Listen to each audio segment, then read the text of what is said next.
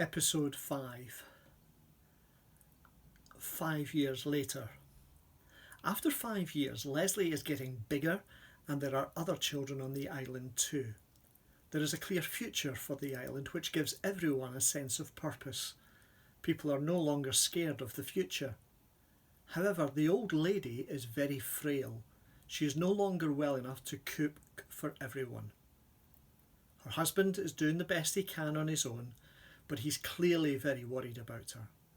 And discussions take place around the fire about how best to support the old lady and the husband.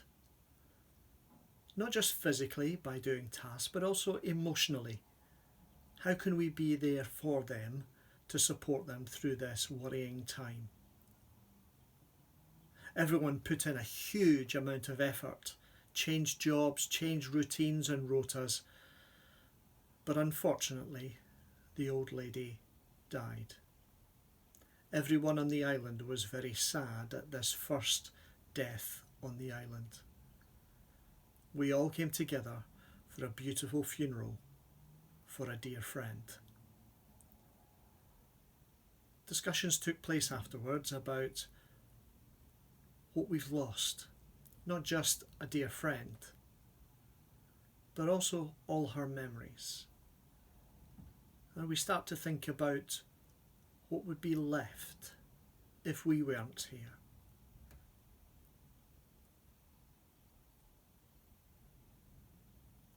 "30 years later. I am Lesley. I am the first person born on the island, and I've called you here together today because you are all the children born on the island after me. I've asked for this meeting because I've realised that something very important is about to happen and I need your advice." Everyone's really pleased about being invited by Lesley to this special meeting. Lesley goes on to say, "Since the captain died, I have become the keeper of the captain's log, and I've realised that it's almost 30 years since we came to the island. And this anniversary has set me thinking. I've been thinking a great deal about the past, about the old world that the elders left behind. I've been looking at the books in the ship's library. I went there with my children, my twins, and we looked at pictures of New York. We looked at the skyscrapers and thought about all the millions of people living there, millions and millions, unlike our few. We are barely more than 100 here. We looked at pictures of the harbour and the Statue of Liberty. We saw a plane going over towards the airport coming into land. We thought about the size of the statue and that plane in the sky had over 300 people on board. We looked at the picture of the huge cruise liner coming into dock in the same way that the elders should have done.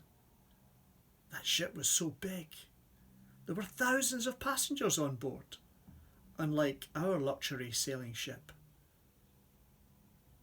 There were newspapers and magazines. We looked at a picture of a kitchen with a machine for cooking and 2 more washing machine things for clothes and dishes. When I got home with my children, they were putting boxes on their heads, pretending to be televisions. As you know, my father used to work with computers. I found it very hard to understand how they worked, how you could have information in a cloud.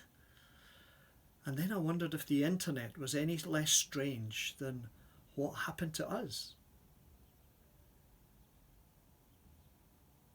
At that point, one of Lesley's children asked the question, "Do you think it's still there?" "What do you mean?" replied Lesley. "New York," said the other twin.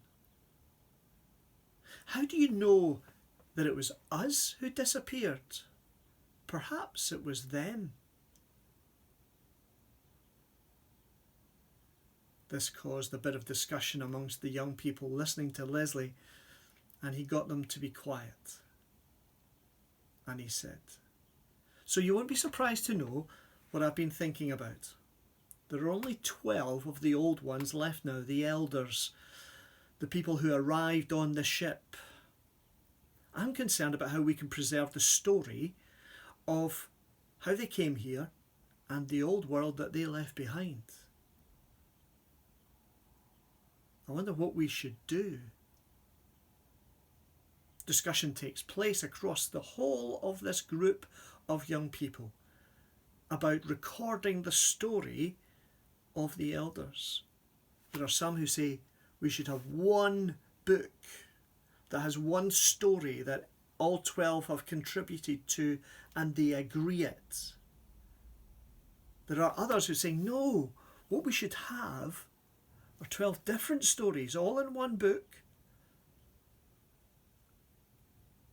And discussion goes on about, well, which is the best way to record the story? What if they disagree with each other? What if they've got different viewpoints? Does that matter? Then they started to think about where they would keep the story, whether it was one book or whether it was one book with 12 stories. Would they keep it in a special place? Would it be close to the fire area, or would it be somewhere in one of the caves or on top of the high point on the island? Discussion always went on about when would this story be read? Who would read it? On what occasions would you read the story?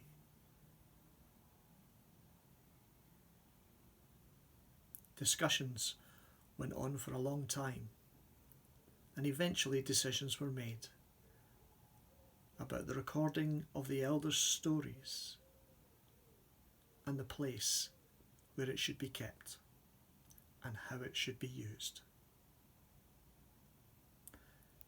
This is the end of episode 5. Thank you so much for those of you who have sent some of your notes just to check that you were on the right lines. That's lovely. You've got one more episode to come, episode 6, which will come out in 5 days' time. Then you'll have a deadline for your journal. So look out for that. So keep on working on taking notes from each episode and also working on your journal so that you have that prepared and created and finished on time. You'll have plenty of time, so don't worry about that, but just keep working at your notes and also your journal. I look forward to seeing you in the last episode, episode 6, very soon. Take care. Missing you.